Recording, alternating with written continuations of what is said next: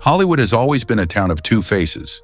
The one it shows the world, flawless, polished, and perpetually smiling, and the one that exists behind the camera, a landscape of quiet deals, fragile egos, and unspoken rules.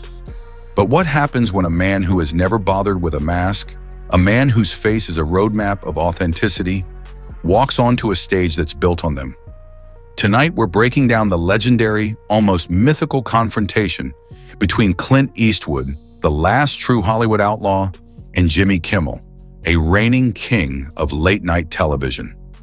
A routine promotional interview became a battle for the soul of entertainment itself, ending in a dramatic walk-off that left a multi-million-dollar show in stunned, chaotic silence.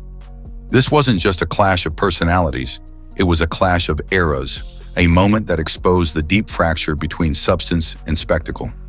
The energy in the Jimmy Kimmel Live studio was electric, but it was a bifurcated current. Half the audience was young, there for Kimmel's slick, meme-ready humor. The other half was older, drawn by the rare gravity of a true icon. They were there for Clint Eastwood. At 90-plus years old, Eastwood doesn't just enter a room, he claims it with a silence that's louder than any applause.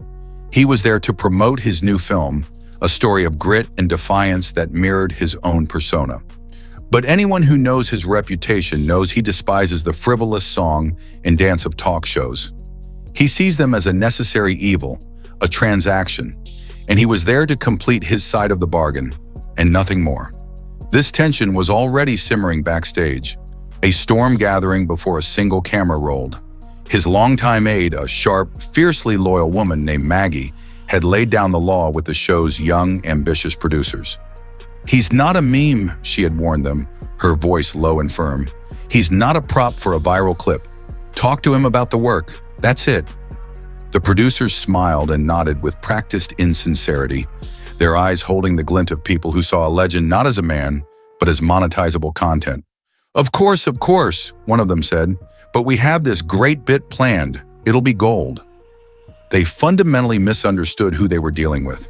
As Clint sat in the green room, watching Kimmel warm up the crowd with jokes about social media influencers, he was observing, analyzing, the way a wolf watches a campfire from the cold darkness at the edge of the woods.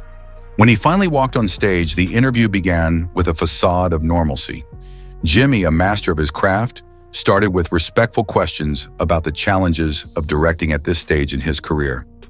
Clint, in his gravelly, deliberate tone, spoke with a quiet passion about his work, about the integrity of storytelling. "Patience is a lost art," Clint noted, his gaze steady. "Everyone wants the payoff without the setup. A good story needs to breathe. It needs silence as much as it needs dialogue." The audience was captivated by his wisdom, but Kimmel, driven by the relentless, clock-is-ticking rhythm of late-night TV, needed to pivot. He needed a laugh, a light-hearted, shareable moment. He tried to bring up a tired, often debunked anecdote from one of Clint's old westerns.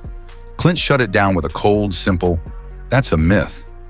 Unfazed, Jimmy moved on to his planned bit.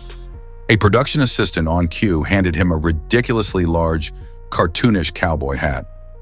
"Clint, we couldn't resist," Kimmel said, holding it out with a broad, televised grin. "Just for a second, for the folks at home, an homage." The audience, conditioned to play along, began to applaud, but Clint Eastwood didn't even crack a smile. His eyes, famous for their piercing intensity, narrowed into slits. He didn't raise his voice. He didn't need to.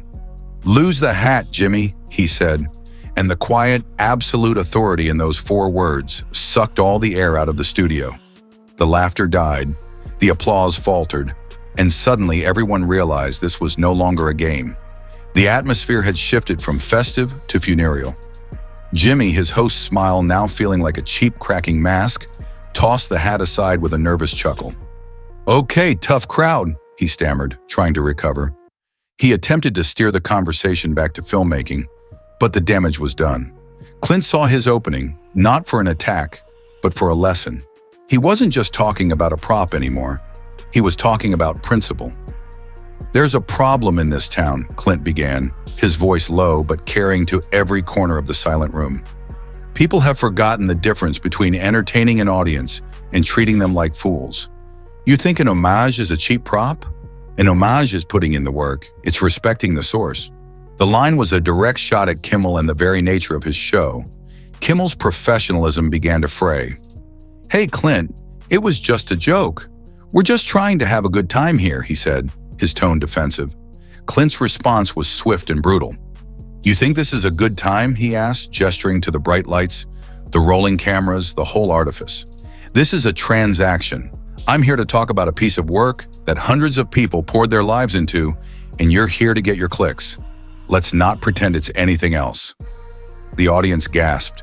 A few people started cheering. "Tell him, Clint." Desperate to regain control, Jimmy made his final, fatal error. He stood up, breaking the unwritten rule of the host's desk, and pointed a finger at his guest. "You know, a little respect wouldn't hurt, Clint. You're a guest on my show. Maybe you're a little out of touch with how this works now." The nice guy act was gone, replaced by raw, defensive anger. The audience erupted into a cacophony of noise. But Clint Eastwood, calm as ever, rose slowly to his feet. He was taller, broader, and his quiet presence completely overshadowed the host's frantic energy. He stepped forward until they were mere feet apart. "Let me tell you something about respect, son," Clint said, his voice dropping to a near whisper, yet it silenced the entire studio. "You don't get it by begging for it under these bright lights. You earn it out there, in the dark, when nobody's watching." It was a knockout blow, a line worthy of one of his own films. The studio audience was on its feet, a chaotic mix of boos for Kimmel and thunderous, roaring cheers for Eastwood. Security guards began to move toward the stage, their faces grim, but they hesitated, visibly intimidated by the living legend. Maggie was already at the edge of the stage, ready to intervene, but Clint simply held up a hand, a silent gesture that stopped everyone in their tracks. He had taken complete control of the situation. He looked at Kimmel, whose face was a mixture of shock, rage, and humiliation, and then he turned to the audience. He offered a slow, deliberate nod, a sign of acknowledgement to those who understood. Then, without another word, he turned his back on Jimmy Kimmel and walked off the stage. He didn't storm off. He simply left, his stride unhurried, having concluded the business was done. The show was thrown into utter chaos. Kimmel was left standing alone, speechless, as the band frantically tried to play them to a commercial break. He fumbled with his cue cards, attempting to introduce the next segment, but his voice cracked, his usual charm completely gone. The internet, of course, had already exploded. Clint vs. Kimmel was trending worldwide. The story wasn't just that Clint Eastwood had walked off a talk show, it was that he had held a mirror up to modern celebrity culture and challenged it to look at its own reflection. As Clint stepped into the cool night air and got into a waiting black car, Maggie finally spoke. "Was it worth it?" she asked quietly. Clint looked out the window at the glittering, artificial lights of Hollywood. "Sometime," he said, his voice as calm as ever, "you have to remind them what's real."